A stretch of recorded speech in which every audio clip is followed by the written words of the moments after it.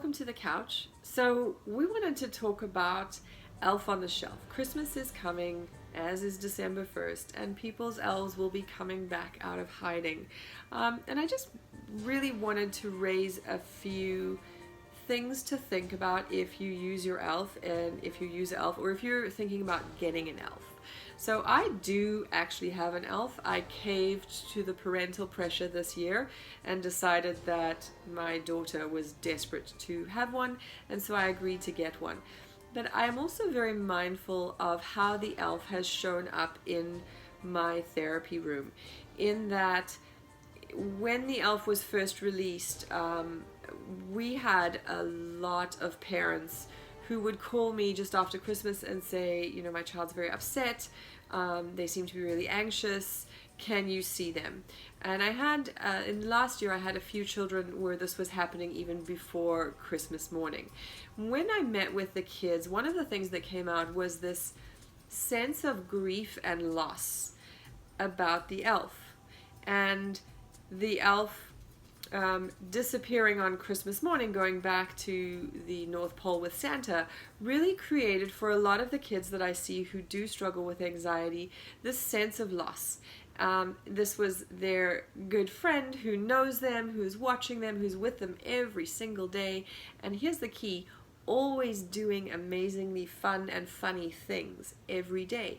We spend an entire month getting our kids excited for Christmas, but also excited to see what the elf was going to do in the morning. And so these kids were really struggling. And then this last year I had quite a few children who were ambivalent about Christmas. They didn't want Christmas to come. They were excited for Christmas, but at the same time they knew that that meant the elf was going to leave. And so I want you to be cautious in how you present the elf to your kids, how you allow them to have that time to say goodbye, so that the elf going away is not a sense of trauma and doesn't actually end up ruining your Christmas morning.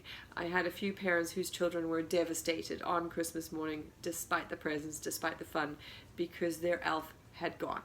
And I think it's something to be very mindful of. It seems a fun idea, and it is a lot of work for a parent to think of something for that elf to do every single day, but it can also be really challenging.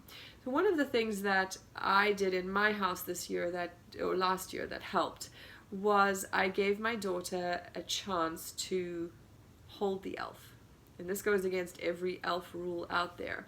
But what we had said was the elf came back, and the day before Christmas Eve, the elf had a letter saying that I have asked Santa to remove the elf magic for a day so that you can show me everything in your life. You can carry me around and show me your favorite toys and show me your favorite spaces in your house.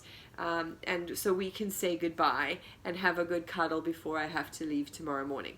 And that really seemed to help my child to separate and to know that the elf was coming back and that she could actually really be a part of it.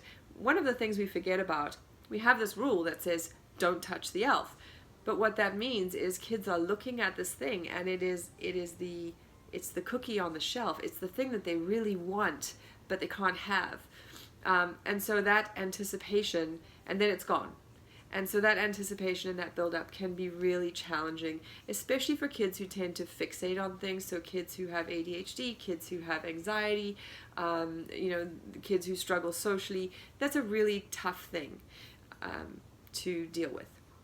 Another option that we have worked out with families is to change the story a little bit so that the elf can stay in the house visible through the rest of the year. Sometimes it's just the thought of it going away that is the trauma.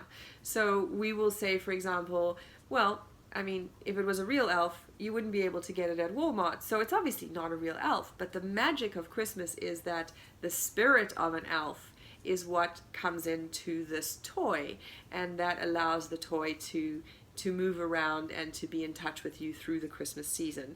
And then when Christmas is over, the magic is gone and it's just a toy again. and you have to look after it because you want to make sure that next Christmas that magic can come back. But if you want to hold it, if you want to touch it, if you want to play with it a little bit, that's okay too.